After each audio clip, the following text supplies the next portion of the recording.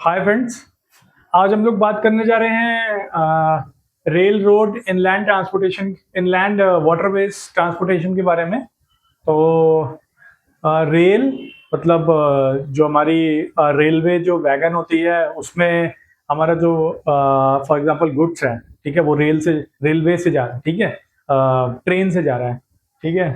बाकी रोडवेज में truck use होती है, ठीक है। और इनलैंड वाटरवेज मतलब कि जो इनलैंड वाटरवेज आपका इनलैंड वाटरवेज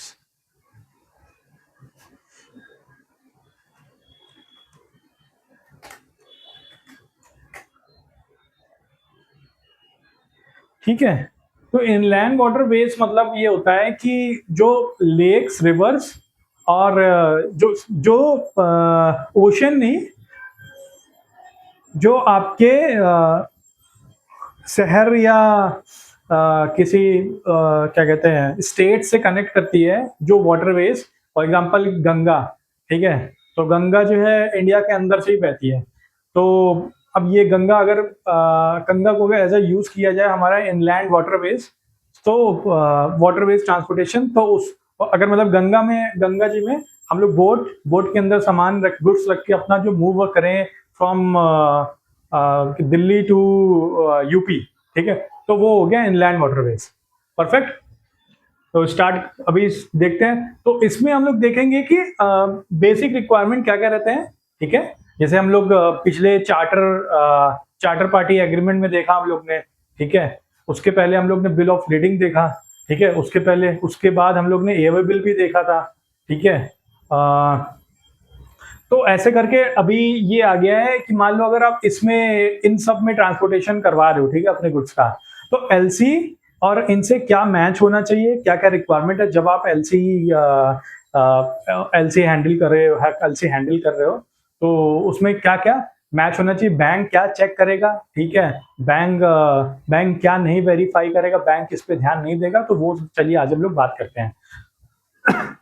तो बेसिक रिक्वायरमेंट में पहली चीज तो जैसे सब डॉक्यूमेंट्स में होता है हमारा कैरियर नेम मेंशन होना चाहिए, और उसके साथ सिग्नेचर। अगर एजेंट कर रहा है तो लिखा होना चाहिए on behalf of agent signature, और अगर एजेंट नहीं कर रहा है, ओनर कर रहा है, तो उसमें प्रॉपर कैरियर का नाम और प्रॉपर ओनर का सिग्नेचर, ठीक है। फिर इसके बाद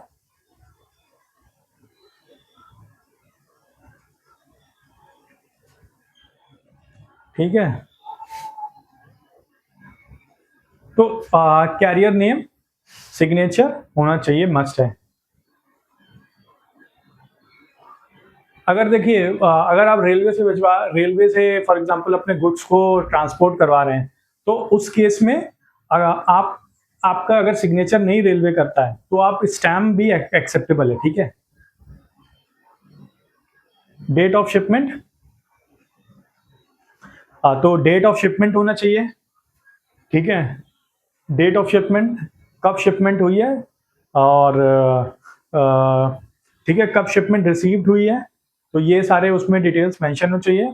अगर डेट मेंशन नहीं है तो इशू डेट जो है आपका शिपमेंट डेट माना जाएगा, ठीक है। जैसे हम लोग पुराने सारे जो डॉक्यूमेंट्स है उसमें देखा है हम लोग ने कि इशू डेट हमारा शिपमेंट डेट रहता है, ठीक है। स्टैम्प डेट भी शिपमेंट डेट होना चाहिए, ठीक है। तो ये हम लोग ने पहले 2-3 डॉक्यूमेंट्स में देख चुके हैं। अब इसके बाद हम लोग आगे आगे चलते हैं। एक एग्जांपल देख लेते हैं कि अगर डॉक्यूमेंट इशूड है 10 जनवरी को, तो स्टैम्प डेट या शिपमेंट डेट भी आपकी 10 जनवरी को होना चाहिए, ठीक है। Place of shipment and destination, simple सी बात है। प्लेस ऑफ डेस्टिनेशन जैसे हम लोग ने देखा है कि उसमें ओरिजिन और डेस्टिनेशन प्रॉपर मैच करना चाहिए। आपके जो आपका डॉक्यूमेंट्स है वो एलसी से सारा ओरिजिन और डेस्टिनेशन तो मैच करना चाहिए, ठीक है। अगर एलसी कहती है दिल्ली टू मुंबई, तो आपका डॉक्यूमेंट्स भी उसमें मेंशन होना चाहिए दिल्ली टू मुंबई, ठीक है। ओरिजिनल डॉक्यूमेंट रूल में समझ लेते हैं, जैसे कितना डॉक्यूमेंट हमको लेके जाना पड़ेगा, कॉपी ले जा सकते हैं कि नहीं, चलिए देखते हैं। Original document rule road transportation में, ओरिजिनल फॉर शिपर, ठीक है।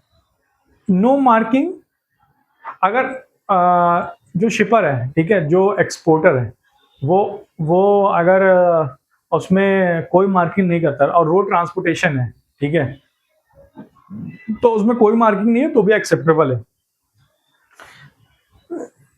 रेल ट्रांसपोर्टेशन में अगर डुप्लीकेट है, ठीक है, रेल ट्रांसपोर्टेशन का ओरिजिनल आपके पास डॉक्यूमेंट नहीं है, डुप्लीकेट है, तो एक्सेप्टेबल है, ठीक है। Inland waterways, inland weather marked original और नॉट, ठीक है। अगर इनलैंड वाटरवेज, जो इनलैंड वाटरवेज आप यूज कर रहे हो, अगर उसमें ओरिजिनलिटी का कुछ प्रूफ नहीं मालूम चल रहा है, तो हम लोग क्या करेंगे, अगर ओरिजिनल है तो इट्स ओके, अगर डुप्लीकेट है तो भी ठीक है, जो मार्क्ड है, मतलब कॉपी है तो इस केस में भी हम लोग एक्सेप्ट कर लेते हैं, ठीक है। फ्लेक्सिबल रूल है, ठीक है, इसके लिए। फुल सेट रूल, ठीक है।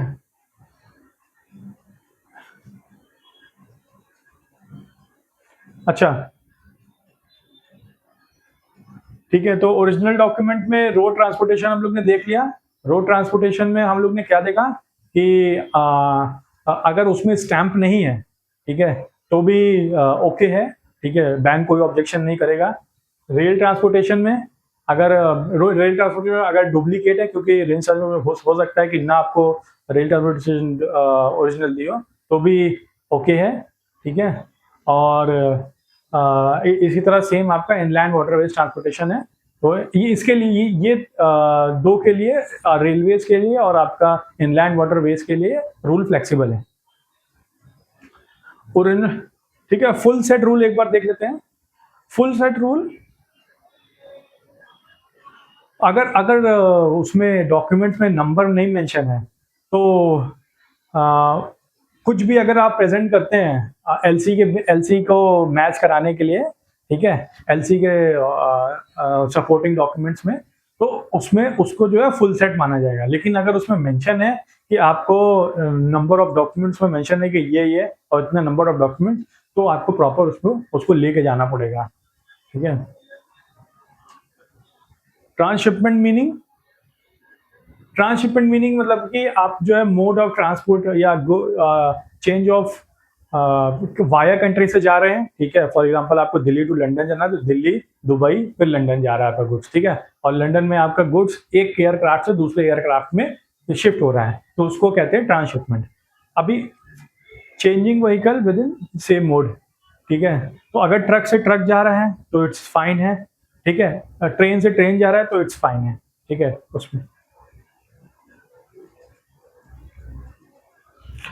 तो मतलब कि अगर ट्रक से ट्रक जा रहा है तो इसका मतलब ये है कि उसमें ट्रांसशिपमेंट में कोई प्रॉब्लम नहीं है, ठीक है, सेम मोड ही माना जाएगा आपका।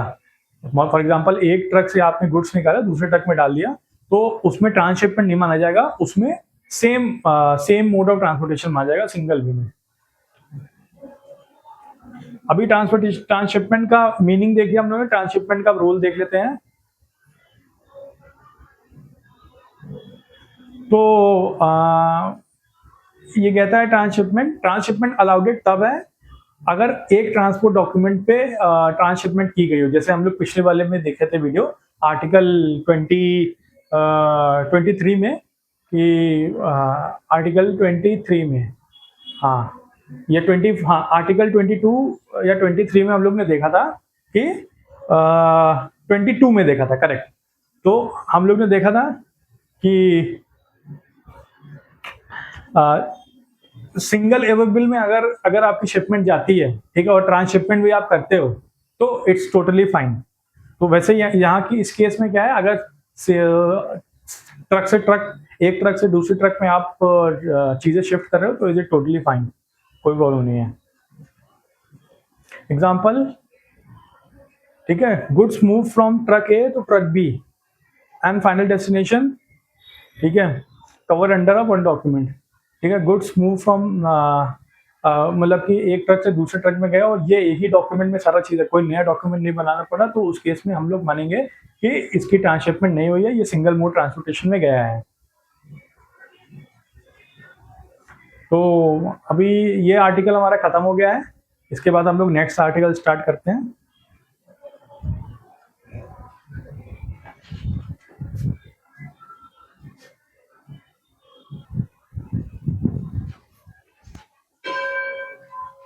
अभी हम लोग आर्टिकल 25 देखेंगे। आर्टिकल 25 बताता है आपका कोरियर रिसिप्ट के बारे में और पोस्ट रिसिप्ट के बारे में। ठीक है, कि कोरियर रिसिप्ट अगर कोरियर रिसिप्ट की एलसी है, मतलब कि आप कोई शिपमेंट कोरियर से गया है और हम लोग उसकी एलसी की बात कर रहे हैं। ठीक है, और कोरियर कैसा कोरियर, एक बार पहले इसको समझ लेते हैं। DHL, FedEx, Aramex, UPS and post office. ठीक है, नॉर्मल जो इंडियन पोस्ट ऑफिस है उससे गया शिपमेंट। तो उस केस में हम लोग मतलब एलसी कैसे, इसका इन डॉक्यूमेंट्स का क्या रोल रहेगा और एलसी कैसे हम लोग हैंडल करेंगे। तो ठीक है, तो ये जो कोरियर रिसिप्ट है बेसिकली स्मॉल शिपमेंट के लिए यूज होती है। ठीक है, और सैंपल स्मॉल शिपमेंट में आपके आते हैं, सैंपल आ गए या डॉक्यूमेंट्स आ गए, उसमें ये यूज होती है। तो कोरियर रिसिप्ट रिक्वायरमेंट में क्या क्या रिक्वायरमेंट होनी चाहिए आपकी? कोरियर का नाम होना चाहिए और नेम होना चाहिए और एक सिग्नेचर होना चाहिए, और उसके बाद आपका कोरियर की कंपनी का नेम, सिग्नेचर, या अगर सिग्नेचर नहीं है तो स्टैंप होना चाहिए। Excuse me. फिर उसके बाद ये जो कोरियर है, ठीक है, कोरियर का जो पिकअप पॉइंट होगा वो एलसी के पिकअप पॉइंट से होगा। मतलब पिकअप पॉइंट आपका कोरियर का अगर दिल्ली है तो एलसी भी दिल्ली की होनी चाहिए। मतलब अगर एलसी दिल्ली की है तो कोरियर का पिकअप भी दिल्ली का होना चाहिए, स्टैम्प भी दिल्ली का होना चाहिए। ठीक है, फिर डेट ऑफ शिपमेंट। ठीक है, जिस दिन पिकअप होगा उस दिन, सिंपल सी बात है, हम लोग कई सारे आर्टिकल देते हैं, date, pickup date equals to shipment date. ठीक है, शिपमेंट अगर पिकअप डेट, अगर इशूड डेट 10 जन है तो पिकअप शिपमेंट डेट भी 10 जन होनी चाहिए। ठीक है, तो पिकअप डेट और शिपमेंट डेट सेम होनी चाहिए। ठीक है, ये हमेशा याद है, पिकअप डेट और शिपमेंट डेट हमेशा सेम होना चाहिए। अगर कोरियर का पिकअप डेट 10 जन है तो शिपमेंट डेट भी 10 जन होनी चाहिए। कोरियर चार्जेस क्या है कि अगर फ्रेट प्रीपेड है तो कोई भी थर्ड पार्टी का, अगर थर्ड पार्टी भी फ्रेट पे करता है, I am not talking about the your customer. ठीक है, अगर थर्ड पार्टी भी प्रीपेड करता है, मतलब मान लीजिए कोई आपका बिजनेस पार्टनर है या वो कोई भी प्रीपेड कर रहा है, लेकिन जो आपका कस्टमर है वो जिसके पास गुड जा रहा है, ठीक है, कंसाइनी, उसको फेड प्रीपेड नहीं करना चाहिए। अगर वो प्रीपेड फेड करता है तो प्रॉब्लम होगी, तो फिर आपका प्रीपेड नहीं माना जाएगा ना। ये तो कैश ऑन डिलीवरी हो गया, सिंपल सी बात है। तो एनी पार्टी फ्रेट एक्सेप्टेबल है एक्सेप्ट कंसाइनी। एग्जाम्पल है,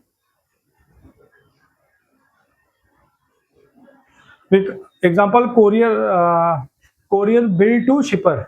ठीक है, जिसने शिप किया गुड्स उसको कोरियर ने बिल्ड किया, तो इसको ये फ्री पेड है। ठीक है, कंडीशन सेटिस्फाइड है, ये मतलब कि कंडीशन सेटिस्फाइड है।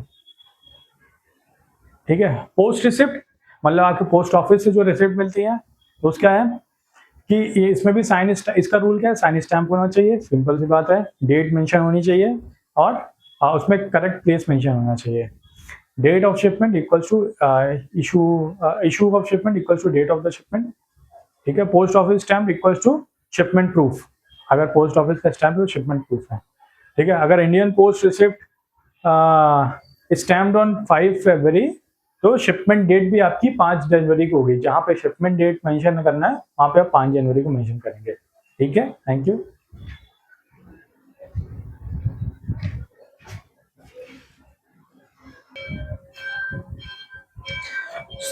अब हम लोग देखने जा रहे हैं कौन सा आर्टिकल अलाउडेड है और किस टाइप के क्लॉज अलाउडेड हैं आर्टिकल जो हम लोग के शिपिंग डॉक्यूमेंट्स होते हैं उसमें। ठीक है, तो स्टार्ट करते हैं। पहला है on deck. On deck means कि आपका जो गुड्स है वो लोड हो गया है। ठीक है, तो आप कभी भी अपने जो डॉक्यूमेंट है उसमें ये नहीं लिखेंगे कि गुड्स विल बी लोडेड और goods are loaded on deck, ये कभी नहीं लिखेंगे। Goods may be loaded on deck, हमेशा यही लिखेंगे, यही एक्सेप्टेबल है बैंक को। ठीक है, इसमें इसके आगे पीछे इफ और बट नहीं है, क्यों कैसे, लेकिन यही चलता है, ठीक है, क्योंकि इस दोनों में डिफरेंस होता है। Goods are loaded on deck मतलब कि गुड्स लोड हो चुका है डेक पे, goods may be loaded on deck मतलब गुड्स लोड होने के चांसेस हैं डेक पे, ठीक है। तो goods loaded on deck not acceptable है, goods may be loaded on deck acceptable है, ठीक है, सिंपल लाइन। तो shipper load and count said by shipper to contain rules, these clause are allowed. अब यहाँ पे देखते हैं कि ये सेकंड शिपर लोड एंड काउंट, तो कौन कौन से शिपर लोड, शिपर का कितना कितना क्वांटिटी है, कितना क्या कंटेंट है, ठीक है, तो उसमें क्या क्या मेंशन कर सकता है, तो ये देखते हैं। तो ये मेंशन कर सकता है कि भाई अंदर कितने कार्टन है, 500 कार्टन है, ठीक है, अलाउड है, तुमने मेंशन कर दिया, इट्स फाइन, ठीक है। कैरियर लाइन कभी वेरीफाई नहीं करने जा रहा आपके कितने की 500 है कि 400 300 है, ठीक है। कैरियर कभी कंटेंट नहीं देखने जा रहा कि आपका अंदर क्या कंटेंट है, ठीक है, आपने डिक्लेयर कर दिया, इज बेस्ड ऑन आपके डिक्लेरेशन के ऊपर कैरियर, जो शिपर की डिक्लेरेशन के ऊपर कैरियर ओके मानता है, ठीक है। Additional charges, document can mention, अगर कुछ एक्स्ट्रा चार्जेस लगे हैं तो उसमें जो है क्या कहते हैं, जो उसमें मेंशन कर, डॉक्यूमेंट मेंशन कर सकता है, ठीक है। एग्जांपल के फ्रेट प्रीपेड चार्जेस के साथ एडिशनल हैंडलिंग चार्जेस लगा है, तो वो आप मेंशन कर सकते हैं, वो एक्सेप्टेबल है, ठीक है। तो आज के लिए इतना ही। आज हम लोग ने 3 आर्टिकल कवर किए हैं, आर्टिकल 24, आर्टिकल 25, आर्टिकल 26। आर्टिकल 26 आपका क्लॉज के बारे में बताता है, ठीक है। आर्टिकल 24 आपका बताता है कोरियर और उसके बारे में, कि कोरियर चार्ज, कोरियर और पोस्ट कैसे, कोरियर शिपमेंट और पोस्ट शिपमेंट में एलसी कैसे अप्लीकेबल है। और आर्टिकल 24 आपको बताता है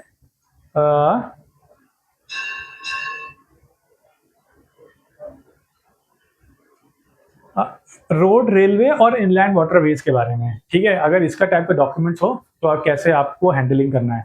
तो आज के लिए इतना ही, नेक्स्ट वीडियो में मिलते हैं, तब तक के लिए धन्यवाद।